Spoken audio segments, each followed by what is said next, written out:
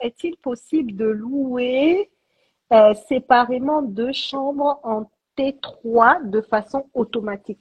Séparément deux chambres. C'est-à-dire de faire de la colocation. Alors, peut-être ce qu'elle veut dire, c'est que tu ne loues pas le logement entier, mais tu loues à la chambre. D'accord. Ça, tu peux le faire. Oui, ok, ok. C'est pas le plus développé, mais tu peux le faire. Moi, par exemple, dans mes colocations, quand c'est l'été que les étudiants partent, je mets toutes les chambres sur Airbnb. Et je précise aux gens dans l'annonce que c'est pas un logement entier, ce sont des chambres dans un appartement. D'accord. Donc, vous allez croiser d'autres personnes. Les salles d'eau sont partagées. Et bien évidemment, le prix, je le baisse. Je casse le prix en deux. Et vu que j'ai plusieurs chambres, finalement, je gagne plus, tu vois. Donc, ça, faut juste le préciser pour ne pas qu'ils arrivent et qu'ils te fassent ah, mais il y a des gens dans l'appartement. Bah oui, c'est un logement partagé, tu vois. Donc, faut juste préciser, c'est pas le plus répandu, mais c'est possible. Ok, ça marche. Ah, votre live est génial, super interactif, fluide, clair. Oh là là, tant qu'on dise un peu. Merci, merci, merci. De toute façon, je savais que ça allait être au top, de toute manière. Est-ce que les propriétaires savent que tu loues en courte durée? Oui, je crois que tu as répondu. Ben oui, Tu le disais bien tout à l'heure. évidemment. Ouais, ils savent. Ils sont au courant de tout, hein, c'est transparent. Et comme je le dis, tu as plusieurs profils de propriétaires. Tu as par exemple, moi je suis par exemple tombée une fois sur un propriétaire. Il a son cabinet de dentiste en région parisienne. Il habite à Rennes ou Rennes, je sais pas, un truc comme ça. Et il n'est pas sur place. Et franchement, il n'a pas envie de se prendre la tête avec les voyageurs, les trucs, nanana. Lui, il veut son loyer à la fin du mois. Quelqu'un de sérieux en face, son appartement est correct, tranquille. Donc, généralement, ce type de profil-là, ils sont informés, ils savent, et puis voilà. Est-ce applicable en Belgique? Oui, bien évidemment. Après, il faut voir la réglementation Airbnb en Belgique, qu'est-ce que ça dit de façon spécifique, mais les process sont les mêmes. Tu peux très bien transposer en Belgique. Ok, ça marche. C'est quoi la fourchette de rémunération de la les conciergeries, au tout début, quand les conciergeries étaient sorties, elles prenaient entre 20 et 30%. Mais maintenant, il y a plein de conciergeries. Donc, elles vont tout tourner autour de 20% du chiffre d'affaires que tu fais sur Airbnb ou Booking. Oh, ok. Ok. Voilà. 20%, donc, elles ont là 20%.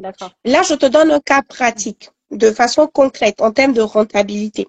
Moi, j'ai un appartement en région parisienne. Celui où j'ai dit je le loue, enfin, il était à 920, j'ai proposé 950. Donc, le loyer est de 950. Cet appartement-là, pour le mettre en place, ça m'a demandé 5 000 euros.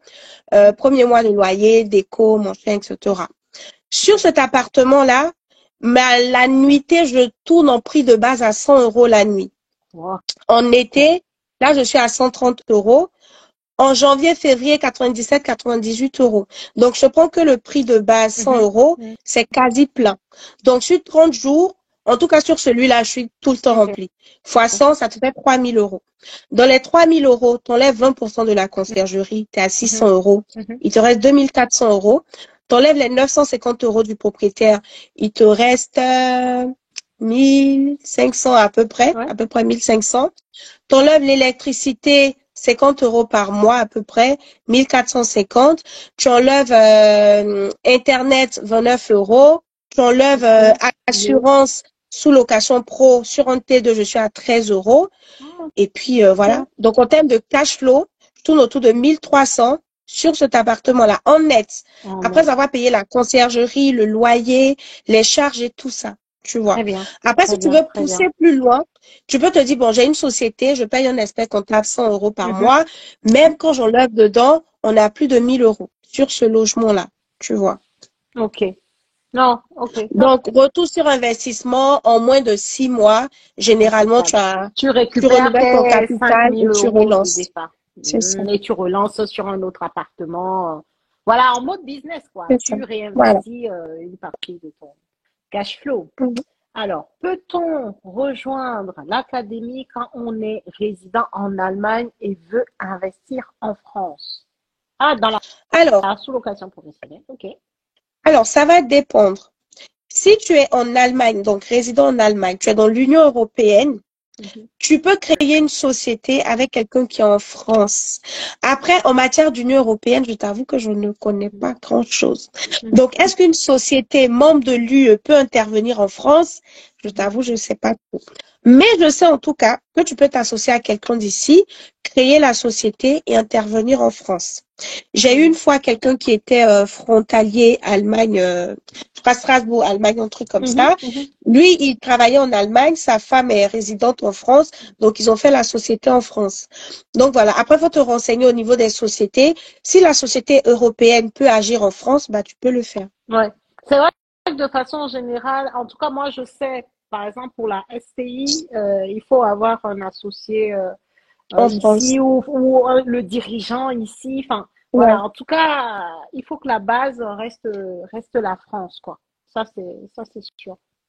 Mais tu vois, ça, par exemple, c'est une question à poser, soit à un bon expert comptable ou un avocat, ou voilà, histoire de bien C'est ça. comprendre. C'est une question de réglementation, une question juridique pour le C'est coup. ça. Et une fois que tu as réglé ça, après, c'est good, quoi. Ouais. Chez quel prestataire? Ah ouais, ça c'est. Eh les gars, vous avez des questions ici, même pour l'électricité. Moi, je prends les questions sans lire en avance, donc on te demande c'est qui. Bon, est-ce qu'on fait les. Oh non, là c'est chaud là. Je sais pas si on Il peut demande dire les quoi? noms des. Prestataire pour l'électricité? Ouais, pour l'électricité. Alors, ça, c'est une bonne question. Parce que les Vas-y. prestataires d'électricité, excuse-moi, hein, c'est des Oui, voleurs, vas-y. pardon. Quand tu viens en tant qu'entreprise, c'est pas les mêmes tarifs. Je dis, Ah mais c'est ouais. le même courant, c'est pas le même courant.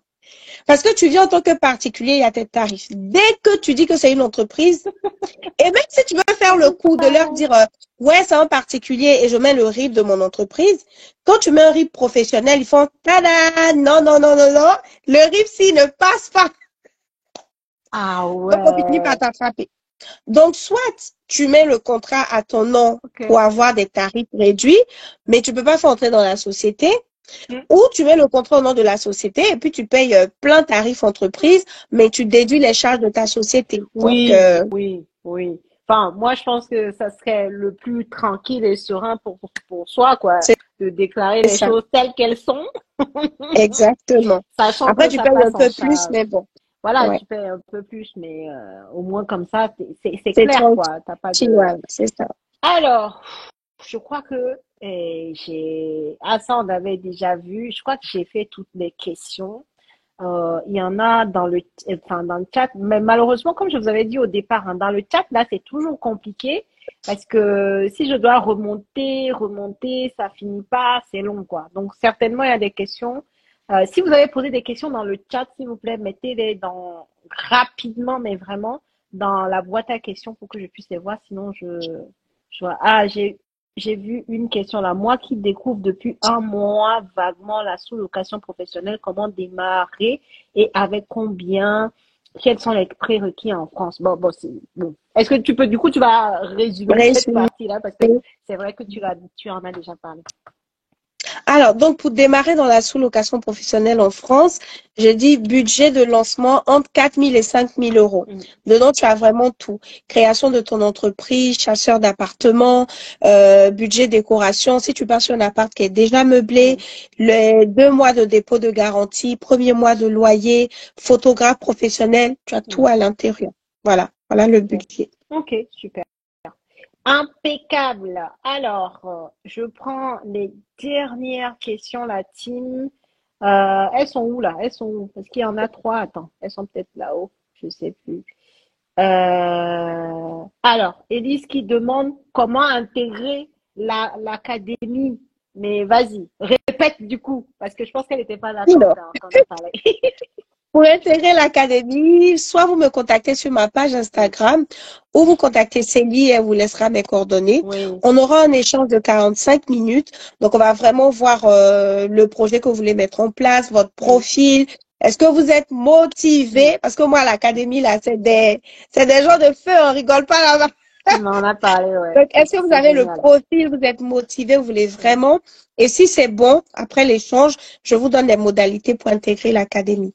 Ok. Combien de temps dure, du coup, la formation? Alors, nous, on te propose un accompagnement de 6 mois Sachant que ton premier appartement, au bout de 3 mois, tu dois l'avoir mis en place. Très bien. Là, il y a une qui vient de mettre les photos de son appartement dans le groupe aujourd'hui. 2 mois. 2 mois. Il y en a 1 mois. Par contre, il y en a qui vont prendre 6 mois, il y en a qui vont prendre 12 mois. Tout dépend de toi. Il y a 50%, nous, on fait notre job. Les autres 50%, c'est ta motivation, c'est ton implication. Donc, en moyenne, 3 mois, ton bien, il doit sortir. Après, l'accompagnement, c'est 6 mois. Le temps que tu sois assez autonome, que tu lances en deuxième, voilà. Ok. Je sais pas qui rejoint la vidéo. Je suis désolée, je prends pas. Souvent, quand je fais des lives, c'est que avec la personne que j'ai invitée. J'ai vu, il y a des gens. Bon, je pense que ça doit être une erreur peut-être. Mais la vidéo, c'est que avec.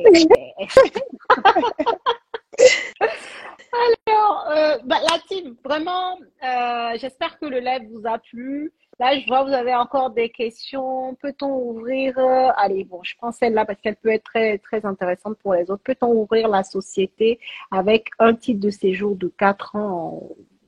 Bonne question, bonne question. Alors, pour ceux qui ne sont pas français, donc ils sont étrangers qui ont des titres de séjour. En France, on est en France. Les choses changent tellement. Ouais. Donc, si vous avez un titre de séjour temporaire, vous ne pouvez pas faire de société. I'm sorry. En tout cas, vous ne pouvez pas être dirigeant de société. Vous devez vous associer à quelqu'un qui a la capacité de faire une entreprise et vous êtes associé simplement, la personne est dirigeant. Si vous avez un titre de séjour salarié pluriannuel, vous pouvez faire une micro-entreprise pour faire l'activité. Pour la société, pareil, il faut s'associer. Ça, c'est quand vous passez par les banques en ligne. Donc, tout ce qui est Conto, Shine, machin. Si vous allez voir des banques traditionnelles, ils peuvent vous créer la société. Donc, les banques en ligne, elles n'ont pas envie de se prendre la tête. Dès qu'elles voient que tu as un titre de séjour salarié, vous avez une activité salariée. Il te dit, si tu as ton entreprise, on trouve un compte bancaire, mais nous, on fait pas la création. Donc, si tu as ton entreprise, on te fait le compte. Donc, c'est possible d'avoir un compte bancaire pro.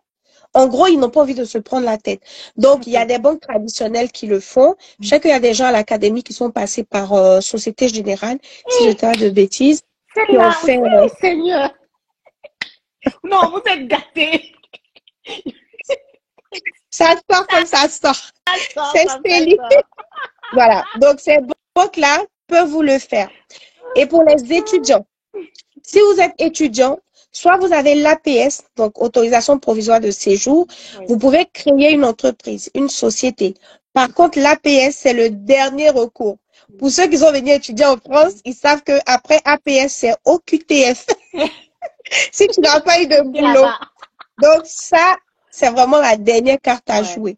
Et pour ceux qui sont fonctionnaires, malheureusement, ils ne peuvent pas faire de société, à moins de s'associer avec quelqu'un qui sera dirigeant. D'accord. Voilà. Et du coup, dans ce cas, est-ce que parce que la micro-entreprise, c'est pas vraiment une société comme on l'entend, est-ce que ça passe ou même micro-entreprise, là, toutes ces conditions-là sont avec? Pour l'activité ou pour les titres de séjour?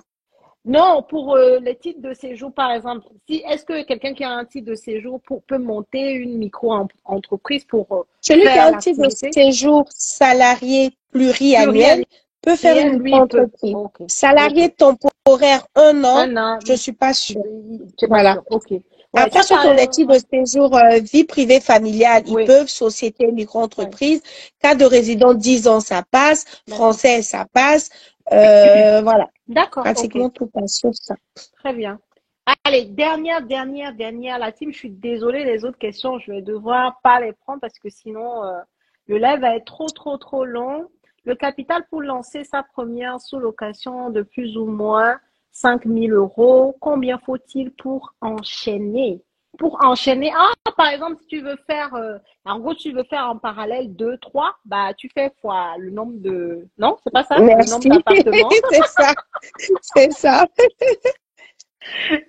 Donc, ça veut dire que, si tu veux faire 2 appartements en parallèle, tu fais fois 2. Donc, si tu as 10 000 € de capital au départ, boum, tu fais 2 trucs, tu vois. Il y a des gens qui sont arrivés à l'académie. Dis-nous. Ils m'ont dit, Esther, moi, je veux lancer 6 appartements. J'ai dit, faut te calmer. 6 appartements en même temps. Je dis, on va commencer doucement. On va faire 2, ensuite 2, ensuite 2. Et le truc, c'est que si vous suivez Célie, par exemple, qu'aujourd'hui, côté banque et tout, vous êtes bloqué, vous commencez en sous-location, ça génère du cash, vous avez l'apport, ce qu'il faut, et ensuite, vous revenez faire votre projet d'immeuble de rapport. Répète. Donc ça, c'est un moyen de mettre en place votre apport. Attends, même, je vais même appuyer. Alors, regardez sur la chaîne, là, j'ai sorti une vidéo, c'était quoi, il y a quelques jours, de quelqu'un qui achète via sa société. Imagine, tu as une société de ça, là, de sous-location professionnelle qui génère du cash. Ben, qu'est-ce que tu peux faire? Tu peux finalement créer une SCI à côté. Merci. Avec ta holding au-dessus, là. Ou même SCI avec toi, la société de sous-location, et puis toi-même, là. Vous faites deux, non? Et puis, tu crées une SCI. Et puis, tu achètes maintenant avec la SCI. Et tu prends l'argent de la société, donc sous-location qui génère du cash, que tu fais transiter par ta holding. Bref, je dis, quand tu commences à gagner l'argent, donc on peut rentrer dans trop les détails. Ah non, j'ai cassé les patrons. Ça, on en parle, il faut pas qu'on leur donne tout aujourd'hui, sinon on a déjà trop donné. Heureusement que tu m'as arrêté, tu vois l'inspiration là. Quand on parle de... Parce que tu sais, il y a un montage là. Il y a un montage là qui est dangereux. Très dangereux. On est d'accord. Bref, franchement, vous nous voyez comme ça. C'est vrai qu'on est comme ça dans la vraie vie. Et bon, si vous me suivez depuis, vous savez, hein, moi, je vous parle comme ça est là. C'est vraiment ça. L'argent est là. C'est à nous d'aller le chercher. On te ferme une porte ici, là. C'est qu'il y a une autre porte que tu dois aller défoncer l'autre porte, en fait. On te ferme ici, tu trouves même la fenêtre, le trou, tu rentres. Où tu peux sortir, c'est ça. Tu vois ce que je veux dire? Donc, c'est important de rester l'esprit ouvert et de toujours être en quête de voir les opportunités. Là, par exemple, la sous-location professionnelle, c'est une opportunité pour ne pas rester dans le statu quo. C'est pas parce que tu ne peux pas acheter un bien immobilier que tu ne peux pas faire de l'argent avec l'immobilier. C'est ça. C'est très important. Même moi qui fais de l'argent avec mes biens, je pense que bientôt, on t'attend à l'académie. Parce que franchement, il y a de quoi faire et puis c'est une façon de se diversifier aussi, quoi. Voilà, faut pas hésiter à se diversifier, à avoir plusieurs sources de revenus. Très souvent, je crois que, je sais pas s'il y a une théorie qui dit qu'il faut avoir minimum 7 sources de revenus différentes pour être bien. Bah, voilà. Faire de la sous-location professionnelle, ça peut aussi être cette source de revenus-là qui vient se rajouter à tes autres sources de revenus. Et petit à petit, tu grandis tout simplement, quoi, financièrement parlant. Et puis, c'est top, quoi. Donc, vraiment, merci beaucoup, Esther. La dernière chose très importante, puisque tu m'as fait l'honneur de m'inviter samedi, hein, j'ai ma carte et tout, pour la sortie de ton livre. Est-ce que tu peux nous parler de ton livre, s'il te plaît, pour les personnes voilà, qui démarrent? Je pense que, dis-nous, s'il te plaît. Alors, donc là, comme j'aime partager, je suis gentille. J'ai décidé d'écrire un livre justement sur la sous-location professionnelle parce que les amis, c'est une opportunité en or, mais vraiment en or. On a dit tout à l'heure, tout le monde peut se lancer dedans. Le capital de départ n'est pas très élevé et en plus, c'est un tremplin vers d'autres investissements pour te permettre d'acheter des immeubles de rapport, pour du patrimoine, pour tes enfants et tout. Tu ne vas pas rester les bras croisés, cotiser un peu de ton épargne jusqu'à ce que ça atteigne tes 15 000, 20 000 euros. La sous-location, c'est de là à là. Il y a ton cash qui tombe. Donc, ce livre-là, c'est vraiment pour donner l'opportunité à tout le monde d'avoir les grandes lignes. Qu'est-ce que c'est? Qu'est-ce que ça implique? Dans ce livre-là, il y a des anecdotes, des gens de l'académie, les difficultés qu'ils ont rencontrées aussi. C'est pas tout est beau, tout est rose. Et comment ils ont surmonté ces difficultés-là. Et moi, dans l'académie, je sais pas si c'est ton cas aussi, j'ai 90% de personnes de la diaspora africaine. Je pense que c'est peut-être un effet miroir où les gens se retrouvent en toi. Et à part l'immobilier, moi, j'ai d'autres combats. Je me dis, on est en France, les amis, on doit impacter. Faut plus qu'on reste dans les Congos, ça, dans les toits, a dit que moi, a dit non, on doit élever le niveau. Donc, tout ça, ça passe par des connexions, par des informations que tu as. Aujourd'hui, heureusement pour toi, tu as suivi le live de Célie. Tu as eu des informations. C'est même pas, il n'y a pas de replay. Vous me connaissez, il n'y a pas de replay. Qui peut changer ta vie. Tu n'es pas là, tant pis. Donc, dans ce livre-là, je parle aussi de retour en Afrique, d'investissement. Je parle de la vie de maman entrepreneur aussi, de plein de sujets comme ça qui vont vous intéresser, d'investissement immobilier aussi, donc de sous-location. On parle aussi de la conjoncture actuelle des banques, comment c'est compliqué d'avoir un prêt, la rentabilité qui baisse. Voilà, on parle vraiment de tout ce qui tourne autour de ce sujet-là. Et franchement, il faut absolument avoir ce livre. Donc, la sortie officielle, je vous montrerai samedi mon livre. Samedi 1er. Malheureusement, on n'a plus de place. Donc là, on est full. Il y a Célie qui sera avec nous. Elle vous enverra les photos, les vidéos. Voilà. Les stories, vous allez voir. Puis, voilà. Pour la commande du livre, je lui laisserai le lien. Elle pourra le mettre en story. Comme ça, vous pourrez le commander aussi. Donc, voilà.